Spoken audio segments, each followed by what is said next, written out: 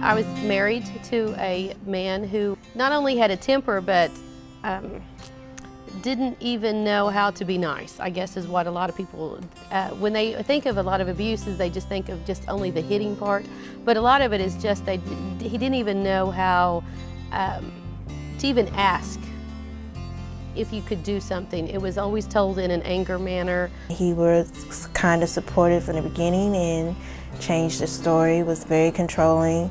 I thought I was out with someone else, and that's when the physical abuse began, and I quit 2 jobs.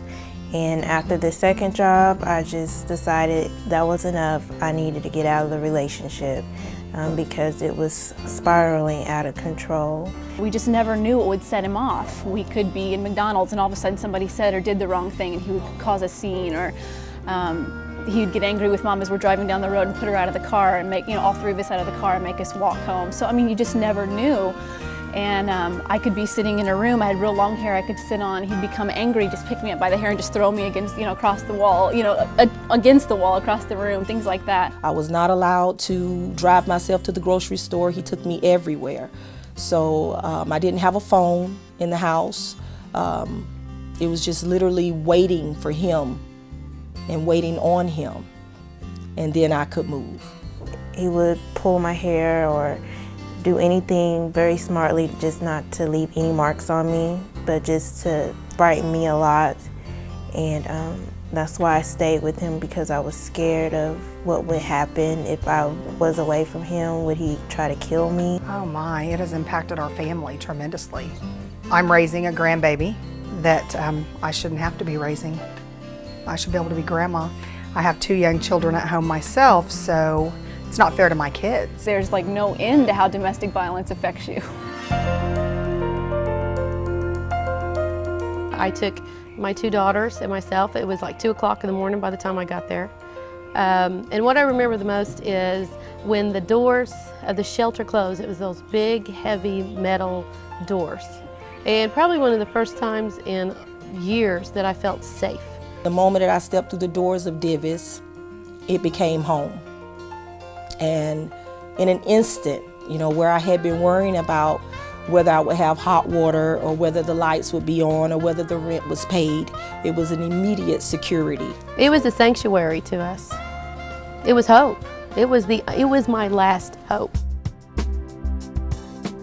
As far as support from staff, just the friendliness, just a strong support system that I have here. I've had probably nowhere else, and the women here are great. We've all experienced the same things, and we can relate to one another really well. Domestic violence impacts not just the victim, but families of the victims, friends of the victims, and children, especially children.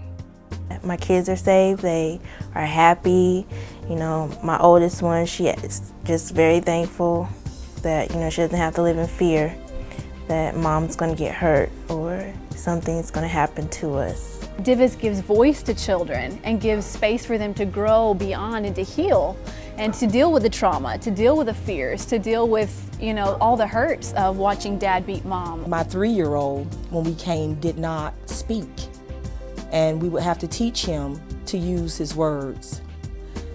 And that was a everyday process of therapy, of going in and interacting with him. And now he is in the 2nd grade, reading at a 4th grade level. He's very sociable child, healthy child. And I still have the key to the closet that I had at Sojourners. I still have it. I mean, I was in room number 9 because you cannot forget where you came from. But because of where I came from, it made me whom I am now, and that is a very strong, very capable and effective person in society. DVIS means to me starting a new path on life, starting over and really thinking about your choices again. Had Divis not been there, to help me and to welcome me in, I would have been just hopeless. And I'm just in a content and happy state right now. And if it wasn't for Divis and the services they provide, it would have been very hopeless. You don't ever forget, but you can go on. And you can still laugh and have a good time. The need for Divis services is very large.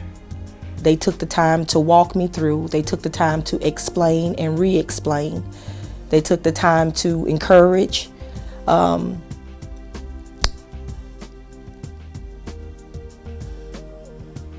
have to pay it forward.